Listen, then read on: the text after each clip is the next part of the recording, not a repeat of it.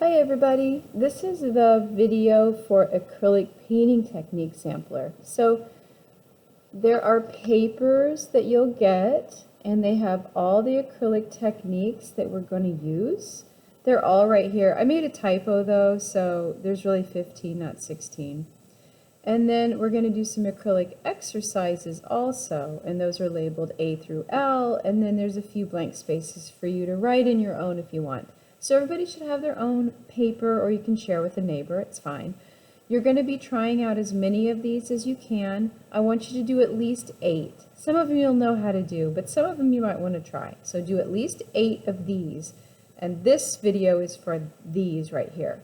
So the first thing you're going to do is you're going to block off your paper with a pencil and lines. So make like 16 squares and make sure you label it acrylic painting techniques. Then go ahead and write the names of what you're going to be painting, and they're in English and Spanish, okay, so whichever works for you. Then there's a video in OneNote for the acrylic painting module. So it's the first video, so it's different kinds of painting techniques. So you need to watch that video first, and if I'm not there during the class period, my guest teacher will show you that video.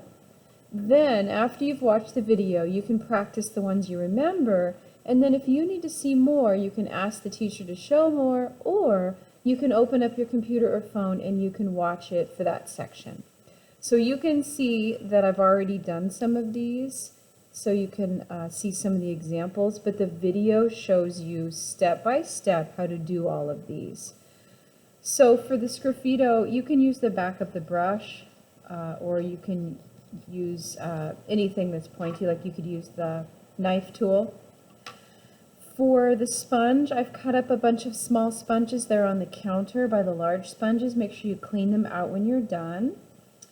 For modeling paste, gel medium, and gloss matte medium, there are containers on the supply counter, and the modeling paste looks like this. It's also labeled on the top. And modeling paste that we have, just open it up, and there's spoons over there, or you can clean off your knife and you can get some out. I'm actually going to do this one right now because I haven't done it yet. You just get a little bit of modeling paste, that's a little too much, and then you kind of smear it on, and then you have to let it dry. Okay, so that's the modeling paste. When it dries, it creates a texture on your surface, and then you can paint on top of it, but it has to dry first. And then the gel medium, in the video it says to mix it in with your paint, and same with the gloss or the matte. You could also use this after you paint. So the gel medium is during painting, and the gloss and matte is after. So if you wanted to do one gloss and one matte, just to see what they look like, you could just divide this and do the gloss here and the matte here. So you paint your color on, let it dry, then you paint gloss on it, makes it real shiny. It's kind of like nail polish. And then the matte is a matte finish. It's not super glossy, okay? But the rest of them are all in the video. I don't know if the blue tape is, but you know what to do. You just put some tape down, paint on top of it, do a design. When it's dry, peel the tape off. But for the stencil, there's a little container on the counter over by the watercolor stuff, or I don't know where it was over there, but there's little clear pieces of paper, and there's a stamper, and you can press the stamp to take a little flower shape out, then you can set the stencil down and blot your design on top. So just look for the supplies over there and you'll be able to find them. So please use the palette paper when you are doing your paint mixing. We're running low on palette paper, so what you could do is you could get a magazine from the magazine cabinet under the paper cutter, and you could actually just put your paints on the magazine. I just use like a page here, but you can use the front of it, and when you're done, just tear it off and throw it in the garbage. Okay, so if we run out of palette paper, then you can mix your paints up on magazines. That works great. So when you're finished with this first one, which is the 15 different things, it'll probably take you the whole long class period to do it. You could go ahead and mark your paper off for the next ones. You might have time to start, you might not have time to start. but I'll do a recording of that one in another recording. So this paper can go in your sketchbook, and then if you want to, if you have time, you could go ahead and mark off your paper for the next one. So this is kind of how I've done it. And in the OneNote, I have examples of how these can be marked off. But it doesn't matter. Do it however you want. You just need to do the labels. This is a value scale and gradient, color variation, mark making, and so on.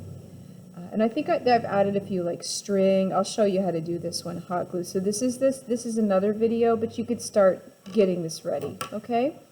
When you're all finished and it's the end of the class, please take your sketchbook and go put it on the drawing rack. But don't do it like this. I want you to open it up so you have the cover underneath.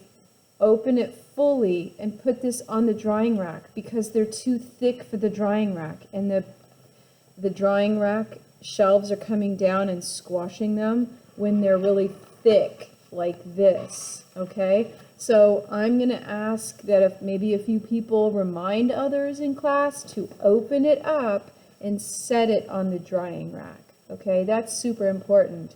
So please do that, and then the next morning I will come in and take all your sketchbooks off and put them in a stack, but if they're still wet, I'll probably set them on a shelf or something like that to dry. Okay? All right, so good luck, and make sure you look at the OneNote so you know how to do these techniques, and you're going to do just fine. Okay, thank you.